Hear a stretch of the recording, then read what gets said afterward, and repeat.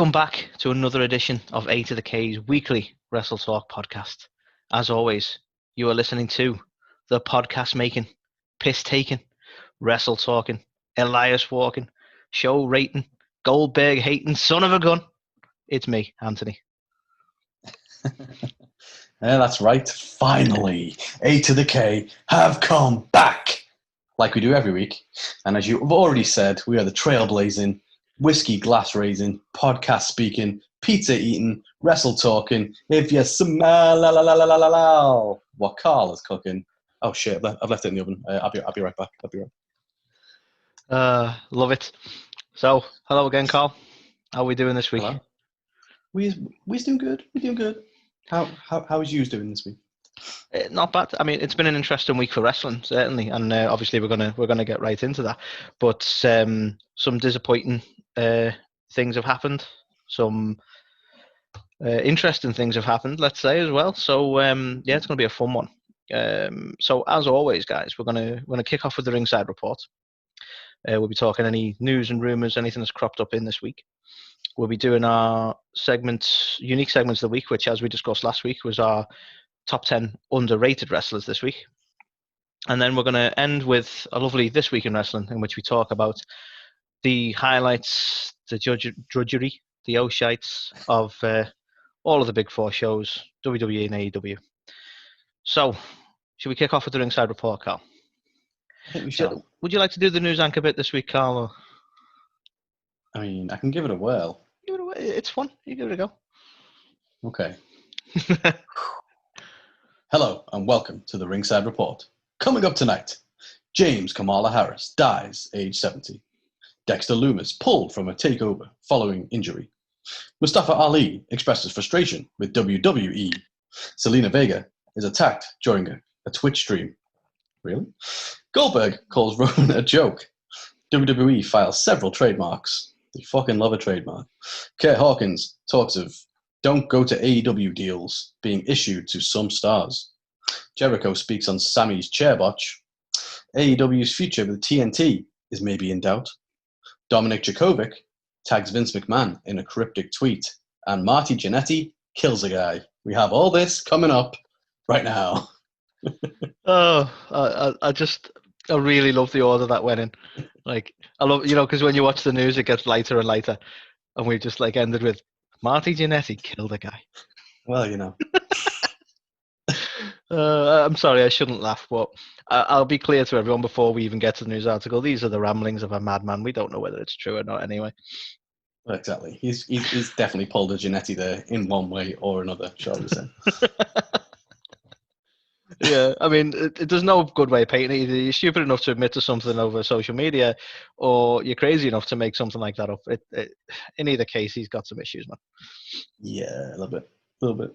But before we get on to that, Carl, I believe the first one of the week, and I'll bring the tone back down. This is and you all want to talk about, but we've got the very sad news of Kamala, or James Harris, was unfortunately passed away at the age of 70. Yeah, so obviously very, very sad news, this one. Kamala, he's been struggling for a while now. He had diabetes for a good number of years. Was actually had both of his legs amputated way back when as a result of that disease. And, it looks as though he actually contracted COVID, Right. which kind of caused some complications with the diabetes issues that he was facing, which kind of led to him going into cardiac arrest. So, proper sad news. By all accounts, he was, considering the size of the guy, I think he was like 6'7", and I remember watching him as a kid, and he was terrifying. This kind of crazy, African beast, coming down with a big like tribal mask on and stuff, and face paint. He was a terrifying character, but by all accounts, he was an absolute sweetheart as well, and really tremendous, like humble guy. So yeah. I mean, it's interesting, because obviously we, as kids and as things go, we only ever get to see the characters really, but just seeing the outpouring of love from anyone who knew him in the wrestling industry just really shows you what a guy he was, to be fair. Yeah, definitely. Considering the character he played of like a really evil kind of, monster that gimmick. intimidating figure, yeah. Yeah, by all accounts, he was just like a truck driver from like Missouri or somewhere like that, or Memphis or something, and he's just a really nice, just genuine guy who had to give everyone the time of day. So, proper big loss, I think, to the industry, and we wish obviously all of his the ones he's left behind, that's all we can do is offer our condolences, really. I mean, he was an absolute legend in the business. I think even the young crowd have heard of him. The name Kamala is known, isn't it? You know what I mean? Even if you weren't around in his heyday. So absolute legend and a very sad loss. Yeah, definitely. So we'll move on as smoothly as I can, because it's always kind of difficult moving on from those sort of ones. But the next one we've got, Carl, is a bit of a shame, really, because I think we're both amped for this. But apparently, Dexter Loomis has suffered an injury, and I believe it was during the triple threat match that for the so they set up this sort of tournament for the North American title. They've all been having qualifiers to go into the ladder match for NXT Takeover. Now, sadly, Dexter Loomis has suffered an injury. Let me just clarify what the injury was.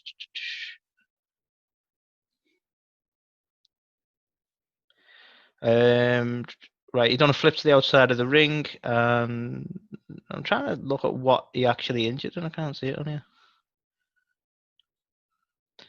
But sadly, anyway, he won the actual triple threat match in which he sustained the injury after the flip, and it looks like it wasn't a work. It was actually a legitimate injury, so he's now been pulled from the takeover ladder match.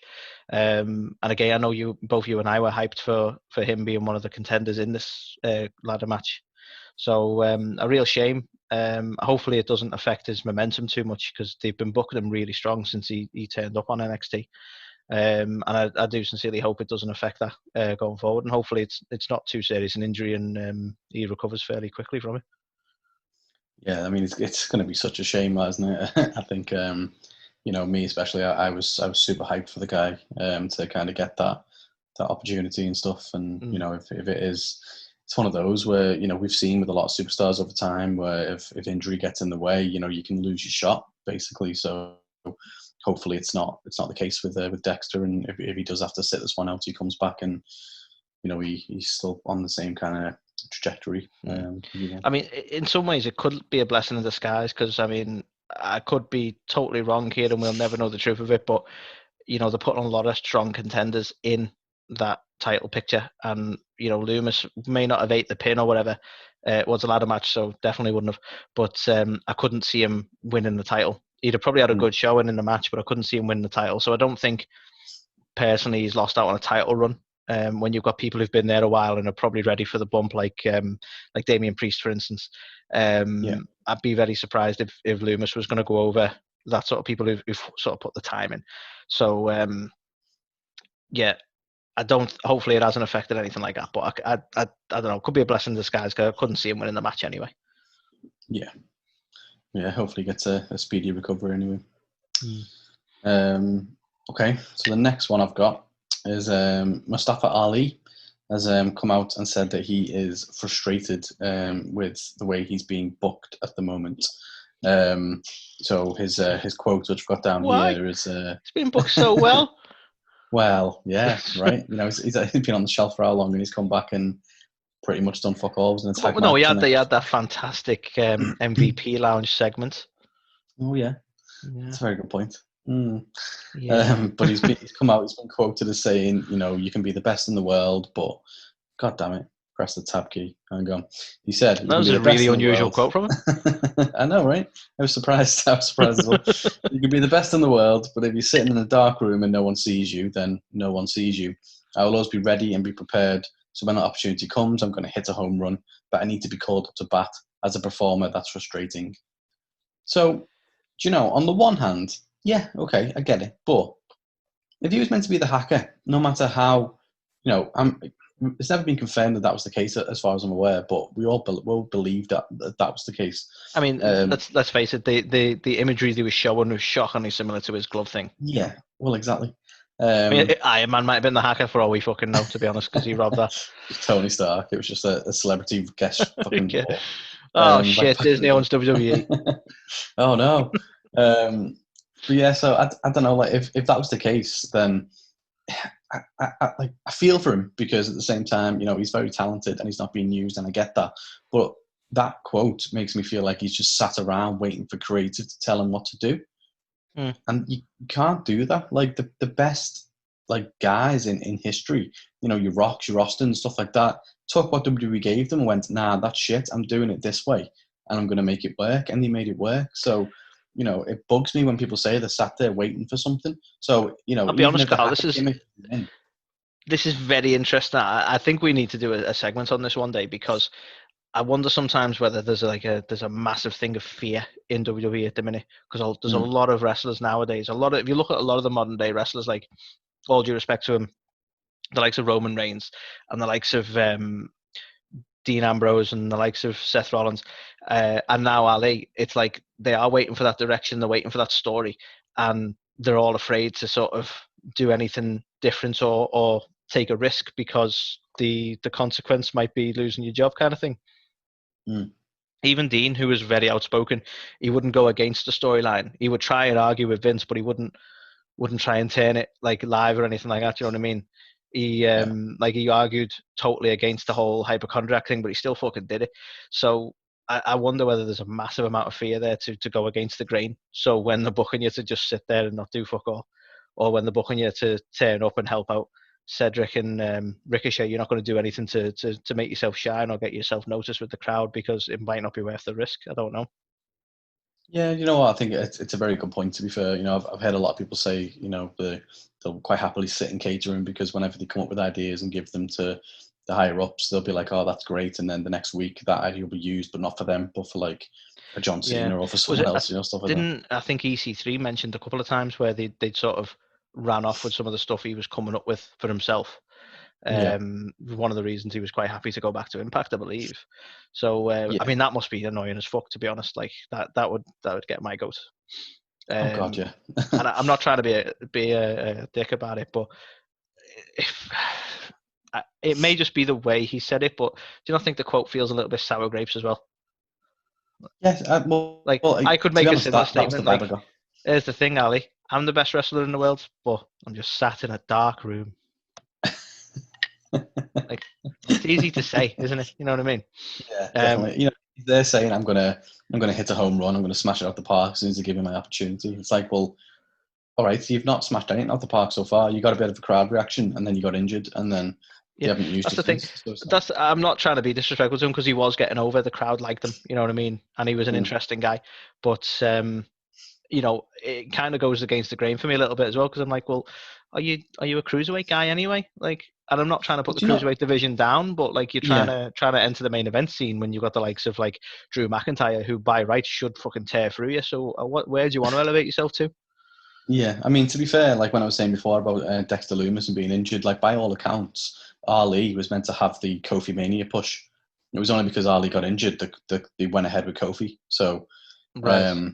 I believe he was going to be pushed to the moon, but injury got in the way. So, and now he's here on the MVP lounge, or in fact, he wasn't even on Raw, was he? This past week, he was on main event. No, we were busy. We were busy on Raw with. I won't go into it with other things. Fucking hell, yeah. You'll hear about that in some depth, I tell you. But yeah, Jesus. So yeah, I don't know. Obviously, on the one hand, you kind of feel for the guy, because by all accounts, he was going to be pushed to the fucking moon. He was going to be given the belt potentially, that kind of thing. And then he's been off injured. They've not had anything for him. He's come back, and now he's doing nothing. So I get it, but at the same time, you can't just sit around and catering and waiting for them to do something. Sometimes, whether there's a risk there or not, would you not at least rather know that you tried? Yeah, that's the thing. And Staying sadly, social media is a lot more prevalent now, so I know there's more opportunity to complain. But and don't get me wrong, Bret Hart was a man who would complain. But the reason I cite Bret Hart as an example is because historically people have been screwed over. Like we mentioned, when we were talking about the worst title runs, you mentioned that Bret was meant to get the title from Hogan, and got screwed out of that. Now, yeah, that is something he probably has moaned about, but I don't know. Like, for me, you grow up into wrestling, watching wrestling, loving wrestling.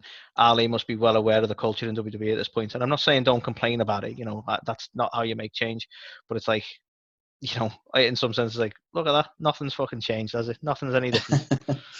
Yeah. Crazy. Yeah. Don't know how I feel about that, to be honest. But yeah, do something, Ali. Make Do it it. happen. Reach for the stars. Reach for the stars. So the next one, Carl, is it was very clickbaity when I read it, to be honest. I've seen this a lot today. And everyone's like, Zelina Vega's been assaulted, right? And it really, I hate when, I don't mind clickbait. I mean, we do it. Our latest stuff's been very clickbaity. But for me, it's like, that's towing the line a little bit, like, as far as clickbait goes, because, like, she hasn't been, basically, for anyone listening. It's a work, and I think it's actually quite creative from WWE. Whether WWE's done it or they just give them the permission to run with it. But Zelina was doing her Twitch stream, and I believe that she have Renee Young on live with it or whichever. But the big into Twitch at the minute anyway. Her and a few others, and they're trying to push this further rivalry between her and Bianca Belair. And essentially, Bianca's burst into Zelina's house during the Twitch stream and laid into her, which. Brill, yeah, good bit of story work. It's outside of the main show. I'm sure they're going to tackle highlights and the like on Raw, but yeah, I think it's a really interesting work. But yeah, it just bugs me that every time, like, if you Google Zelina Vega's name today, you just get a ton of articles saying that she's been assaulted, and it's like, that's a bit of a worrying title because she hasn't. Kayfabe, yeah, but. I don't know. Yeah. But yeah, what do you make of this because I'm not going to say like, oh, this is really innovative, because, WWE has always sort of done stuff like this. I mean, we had people pulling guns on people in houses. We had Triple H attacking Randy's, or was it the other way around? We've had tons of shit like that over the years.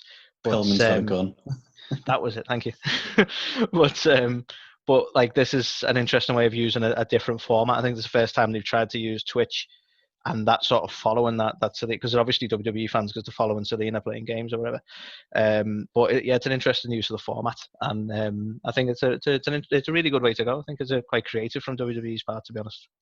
Yeah, definitely. Like, I don't know whether, I mean, it doesn't sound like it was something WWE would ever come up with, in honest. So, well, again, I'm saying WWE. Bianca, it was probably Ed and Bianca, in all fairness. Well, yeah, I mean, if it was them, then fair play, because it's definitely something different and a lot more creative than anything that's on the and can telly, you imagine, like, sadly, I don't follow it on Twitch. I'm not a Twitch guy. I don't really like watching people play games, right? But you would have lost your shit watching that, wouldn't you? That'd have been awesome. Yeah, it would have been like, what the fuck? Like, you know what I mean? Like, so yeah, I don't know. Like, it sounds awesome, to be fair, but who knows? Is more stuff like this going to happen? Was it a one-off thing? Was it just them? Was it a WWE thing? No idea.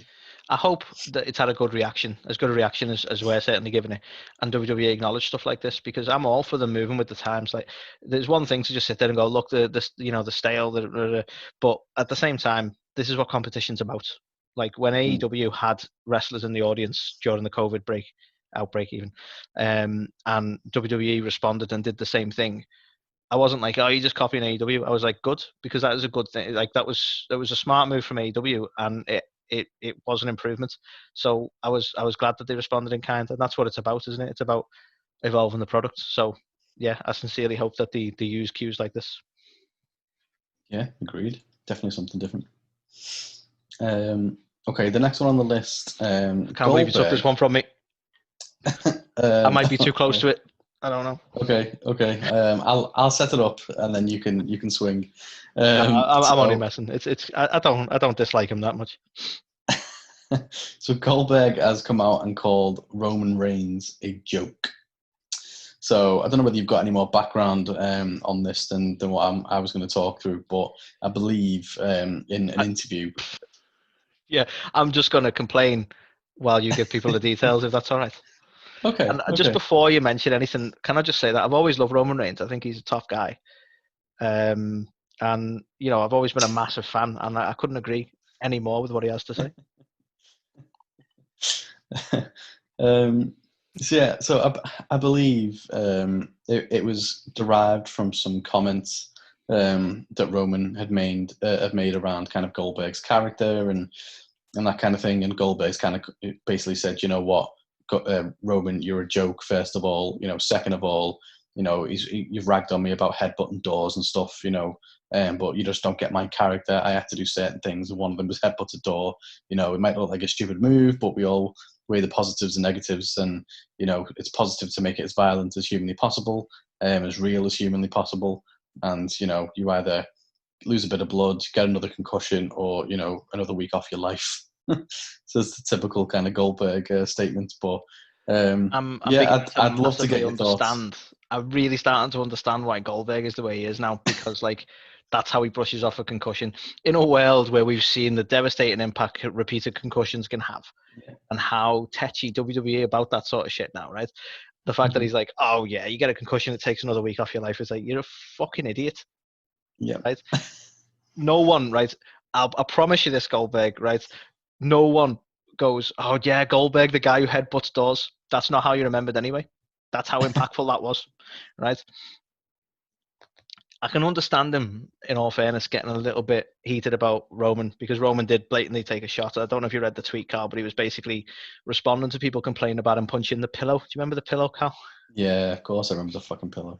And to be fair to him, he made his response, and I can sort of understand where he's coming from. Like, for me, it's like, well, don't fully punch the floor, but he's just like, I'm doing X amount of shows in a year and so on like that.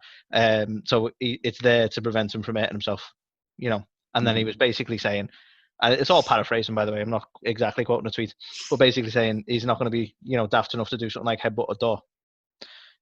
Citing that as an example of something that's dangerous and stupid to do routinely without that sort of protection. So he sort of took a shot while referencing the pillow thing.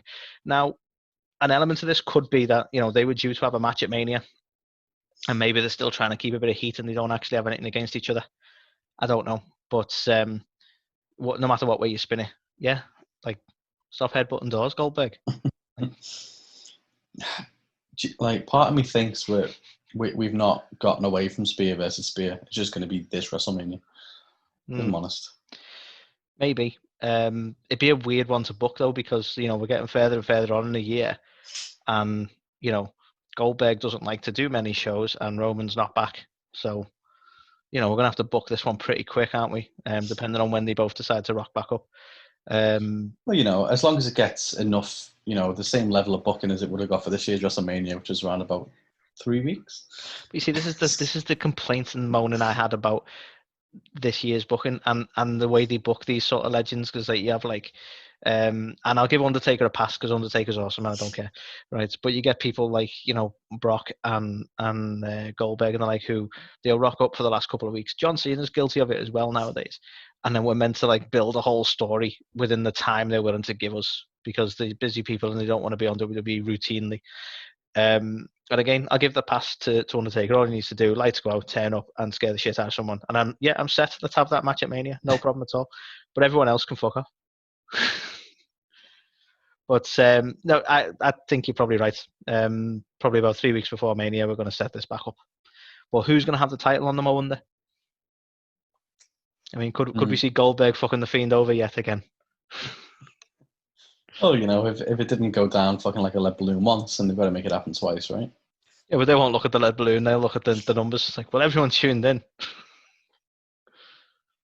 Yeah. Yeah. Crazy times. So, sorry, unless there's any other complaints you need to make about Goldberg.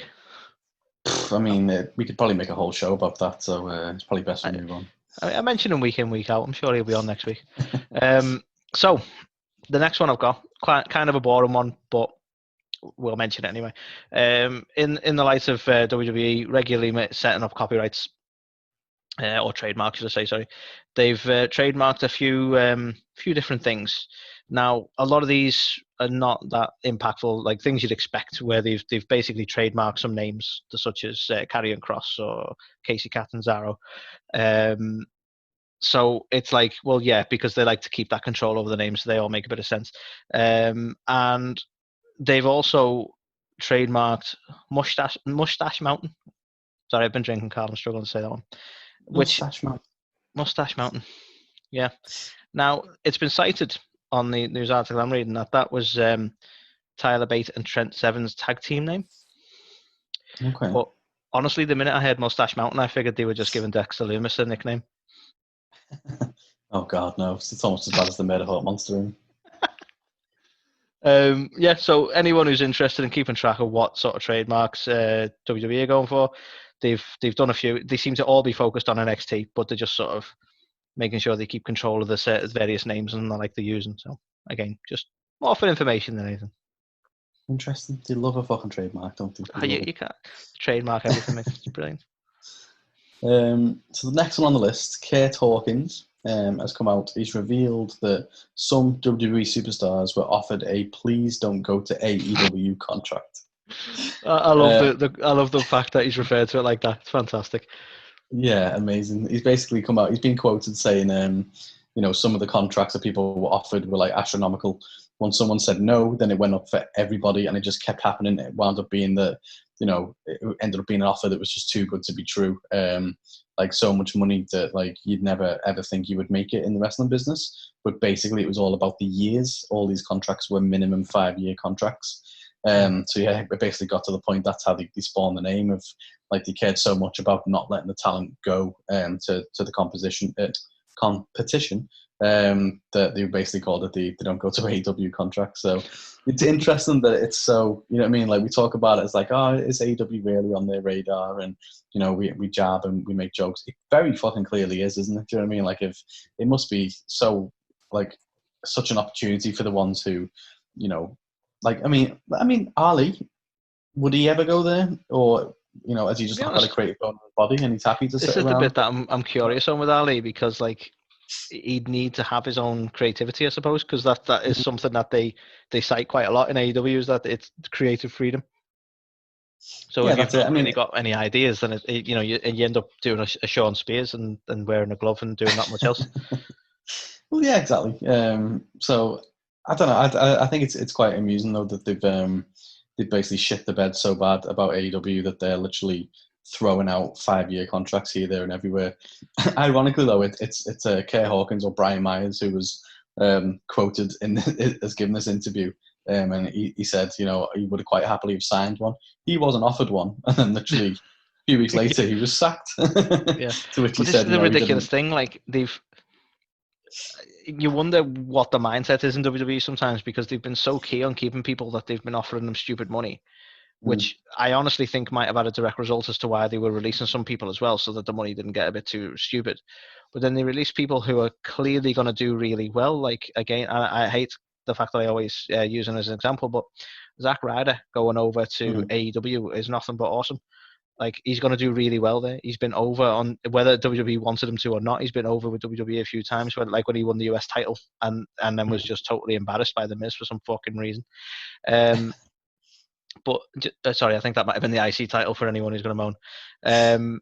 But yeah, and it's like, why did you let those guys go? Like, it doesn't make any sense, because you're still building your own competition there, because they're obviously going to go to AEW. Or, I mean, TNA is still a good competitor. I think they're a little bit of a dark horse at the minute, because people have they've been around long enough that people have kind of got over it. So it's not constantly in the talking points, and they're not in direct competition with NXT. But there's two solid options there now in terms of big TV spots for wrestlers. Yeah, definitely. I mean, and before everything that kind of went on with COVID and stuff like that, NWA Power was becoming, a little bit more of a mainstay as well. So like, there are a lot of options now, I think. That's the thing. Like, I've not followed NWA Power. I mean, we were specifically told that it's worth following on Twitter once. Like they said, when it's back, you should check that one out. And I'm tempted, because this Carneyland stuff they were doing was like massively different and worth a watch. And again, I've not because I could go and catch up on it now, but I've just not got around to it, if I'm honest. But yeah, that, like you say, it's another valid option, and the competition's cropping up left and right for them, really. Yeah, defo. So be interesting to see who else they've offered these contracts to, and how many of them have just gone, nah, do you know what? I don't want you to have me for 5 years to sit around doing nothing potentially. So yeah, interesting. Oh, come on, it'll only cost your soul. Yeah. So moving on to the next one, Carl. Segueing away from that, don't know how. I might be spoiling AEW a tad here, but by now everyone's talking about the infamous chair spot with Sammy Guevara and Matt Hardy. And I think there was a lot of speculation as to whether it was a work and whether it was not. People even saying, "Oh, you can see Matt drop the bottle, like it wasn't real blood and all this kind of stuff." Now, by all accounts, this was not intentional. So for those who are unaware, there's a point in Dynamite where Sammy Guevara hails a chair towards Matt Hardy and it hits him square in the head, and then he's bleeding everywhere. To be fair, they carry on with the whole spot. If it was a genuine injury, they both powered through it. But it leads to this table spot and the like, which I'm sure we'll talk about later on. But essentially, one of the chairs was meant to be rigged, and from what we understand, that it was a mistake. It was a botch on Sammy's part because he picked up the wrong chair. Now, this I'll mention is this has sort of almost been confirmed that it wasn't a work from Jericho, who has been talking about it on his podcast, and he's referred to it as an accident, but sort of a happy accident. And he's likened it to the time that he accidentally hit Shawn Michaels' wife. Shawn Michaels' wife, Rebecca, Michael in the face. Hickenbottom's wife. Michael hit him. Yeah. I'm going to stick with Shawn Michaels. I couldn't say that one either. So Chris Jericho referred back to a time when he accidentally clocked Rebecca, I believe her name is, in the face. And then obviously he was shocked, he was gutted that he'd hurt her, but once it was clear that everyone was okay, they used it. So it became a happy accident. It helped build that feud. So he's referring to the same thing with Matt, that it was a mistake. There was a bit of heat there for Sammy backstage, but ultimately Matt was okay, Sammy's okay, they're both cool with it, and they're both using it. As you can see from the social media, they're both using it to further this feud. But by all accounts, it was legitimately a botch, and looking at the amount of blood, given that it was genuine blood, quite a bad botch. What do you make of it, Cal? I don't know if it is. I think we're being worked a bit by Jericho here. Jericho is a notorious bastard for working people, even on social media. I wouldn't put it past him to work us on his podcast, because he does it all the time. It's like when he constantly talks about ratings, that is definitely a work. He's now selling merch where he's the demo god because he got people riled up over ratings. So he definitely knows what he's doing. So you may have a point. He could definitely be doing that. So for me, having watched it, I feel like it could have been a combination of factors.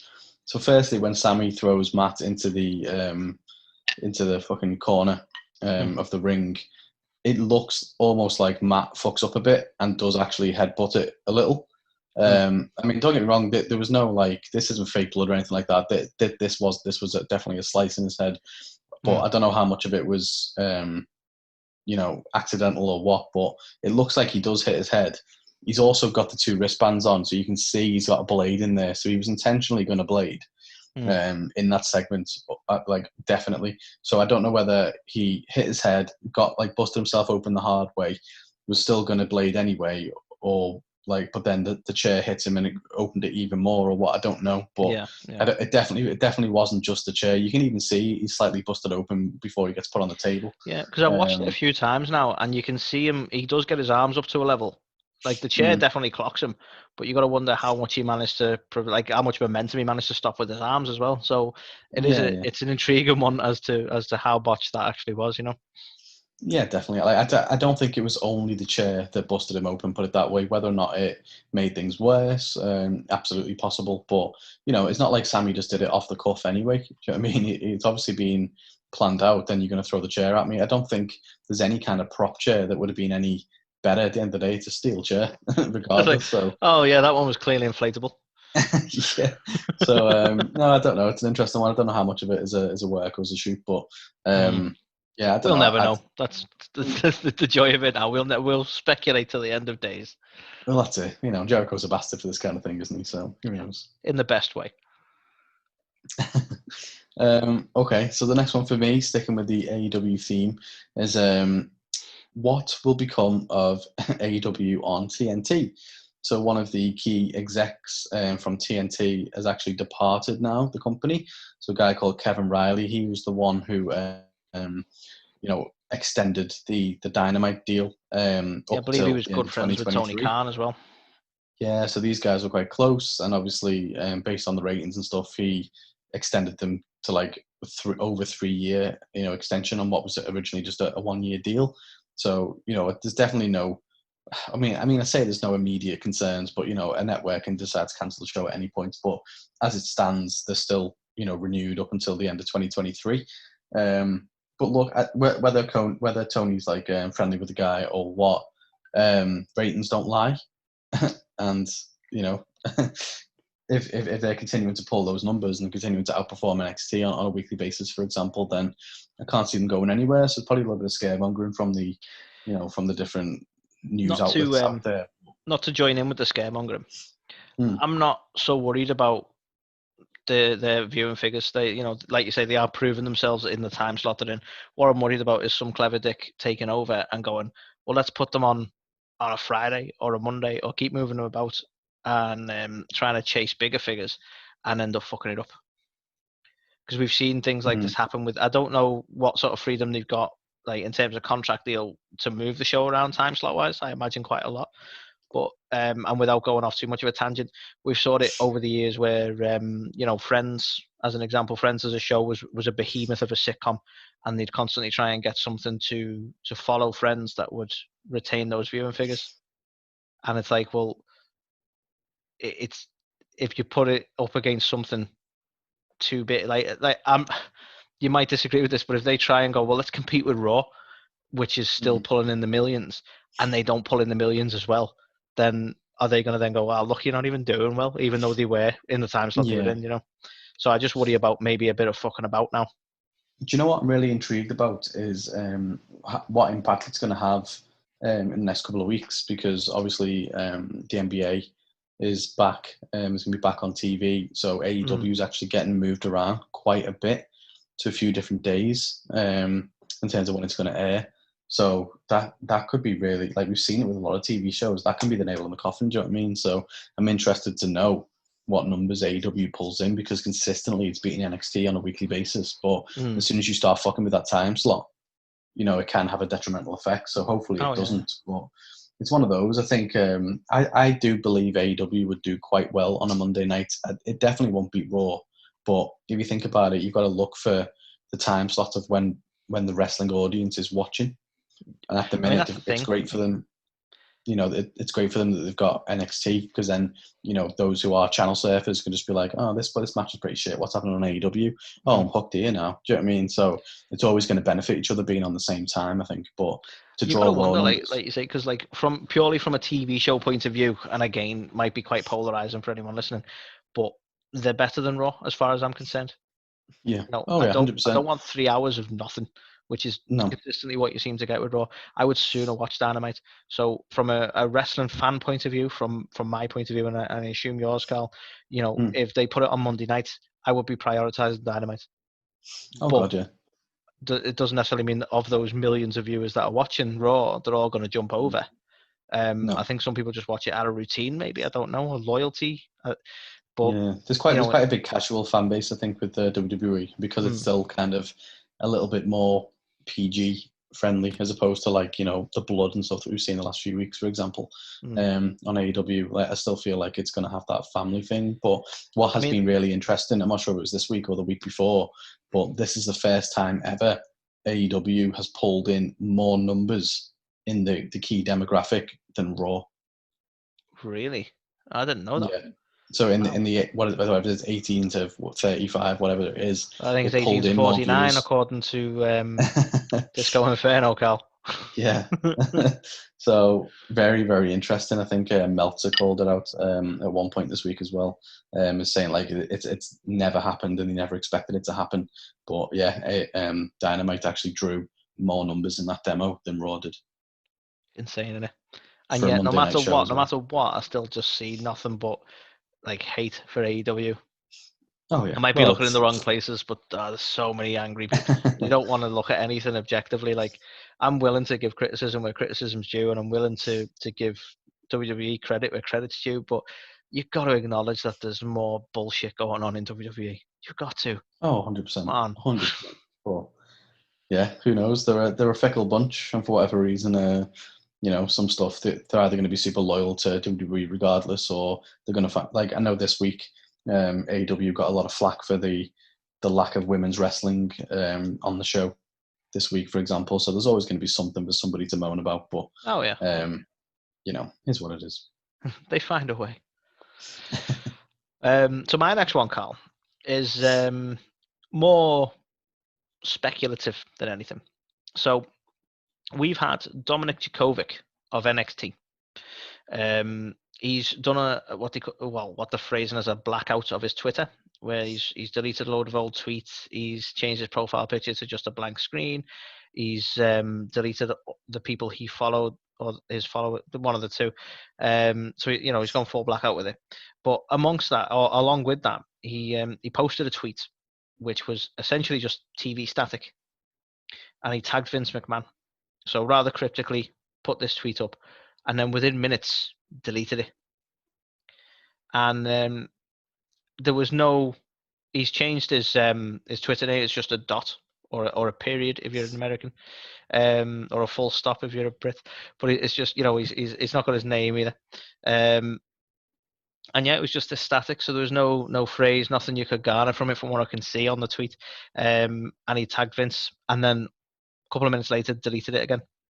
Now, there's a lot of speculation as to whether this is in connection to Retribution and whether he's going to be a member of Retribution. Now, we're going to talk about Retribution further in the show, but they are the new nexus, let's say, of the WWE world. So they're all masked at the moment. But do you think this was in connection to it, Carl? And do you think he might actually be a viable candidate to be a member of Retribution? Does he need to seek any retribution? Don't think he's had a bad run in NXT, to be honest. What's he angry about? I mean, no idea, but it does. All the signs point towards it. Him kind of having some level of involvement in that particular angle, doesn't it? Yeah, I mean, we'll come on to it as we discuss each of the shows, but yeah, I'm surprised there hasn't been any leaks in terms of who these guys are. To be fair, it definitely looks like there's like 3 or 4 blokes and 3 or 4 women as well as part of this faction. So there's no one who kind of is immediately noticeable or recognizable. I believe one of the names floated around might be Tommaso Ciampa. He's sorry, I failed to mention in this, but he is another one who's done a similar thing to Jokovic. He didn't put the cryptic tweet up, but he's done a blackout of his Twitter as well. Yeah, so it could be obviously those 2 and plus a couple of others, but yeah, it's definitely an interesting one. But I could see it happening. There's been rumours of him getting called up to the main roster for a while now, so I'd say he was as likely as anyone. So I mean, time will tell, but yeah, unusual. I don't know whether he was giving too much away by putting the tweet out there, so he's been asked to remove it or whichever. But yeah, interesting that it went as quick as it came as well. Yeah. I believe the last one's yours, Gal. The last one is mine. And it's a fucking doozy. it's a little bit interesting. So I shouldn't laugh really, because fucking hell, like, it's not something to laugh about, is it? It's one of them where you're like, what? Like, I know. It's potentially really serious and like really like, yeah, you shouldn't laugh, but it's just such a crazy story and a crazy thing to do that you're like, what? Yeah. So Marty Gianetti, former member of the Rockers, way back when. Yeah, Sean's friend. Sean's friend. He's quite well known for posting some interesting things on his social media accounts, usually after copious amounts of alcohol or any other type of drug-related things. I think it's fair to say he very much still has his demons. Yes. Whereas the likes of Sean, obviously, he's found Christianity again. He's not sort of in that mindset anymore. I think it's fairly well established that Gianetti still struggles with substances and the like, to be fair. Yeah, absolutely. It's a shame that no one's really got in and tried to kind of help the guy out a little bit more. But he basically posted on his Facebook account a few days ago now. It seemed to be a message to a former kind of girlfriend or lover or something, kind of basically looks like they'd split up, and it was kind of like a bit of a rant about that. But as it's part almost of, come across as a bit of a veiled threat as well, which was a bit... Yeah, a little bit. But he kind of went off on a bit of a tangent around a time when he was 13 years old and he worked at a bowling alley. He was trying to buy some weed off a guy. Apparently, he was a gay guy who worked on the reception in the building, and he basically went round to the back of the building, and Gianetti says that he tried to kind of sexually assault him or whatever, and then he put, and this is the bit which is very strange. He put, "This was the very first time I made a man disappear. They never found him. They should have looked in the Chattahoochee River." And then he kind of goes back on topic to, like, that was the first time that, I promised myself that no one would ever hurt me like that again, kind of in reference to his, whatever girl who's in the pictures. But yeah, a few things wrong with that sentence, really. So, he basically looks like he's coming out and saying that he's murdered somebody. That's the first kind of red flag. The second red flag, that was the very first time I made a man disappear. Yeah. How many times has this happened? So, I believe that wherever the Chattahoochee River is, I believe the local law enforcement there are trying to now look at missing person cases or like any kind of. That's the thing. I mean, it's a bit of a difficult one, isn't it? Because he's referring to something from when he was 13, so it's significant amount of time. Yeah. Since, and I think, correct me if I'm wrong, Carl, but hasn't he since sort of tried to backpedal on this as well? So I've not seen any kind of backpedaling as such. I've seen him obviously delete the message and stuff like that, but I don't know. Has he since come out with something else on top of this? I think, let me see if I can find it. I'm confident he's come out and said that he didn't mean kill when he said make them disappear. As stupid as it sounds, like he admitted to like hitting the fella and the fella running off or something along that line. Let me see if I can find it, because I don't know. I don't want to be incorrect in what I'm saying. But I'm confident he's tried to offer some response to this, because it was getting a lot of heat, obviously, from the police investigating it and the like as well. All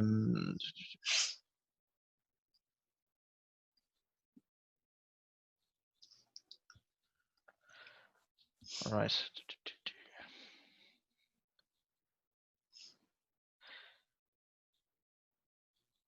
Right, yeah. So he's offered some sort of response. Apologies for the slight delay there, but I just had to find it because I know I read it, but I weren't too sure. So the quotes from him, he said that he almost got raped, and if he could have handled himself, that dude would have. If he couldn't have handled himself, that dude would have raped me, is what he said. He's then gone on to say, "I didn't say I killed him. I said he disappeared." So it's not a great amount of detail on top of, because he, like in the original statement that he's now removed, he said he made a man disappear.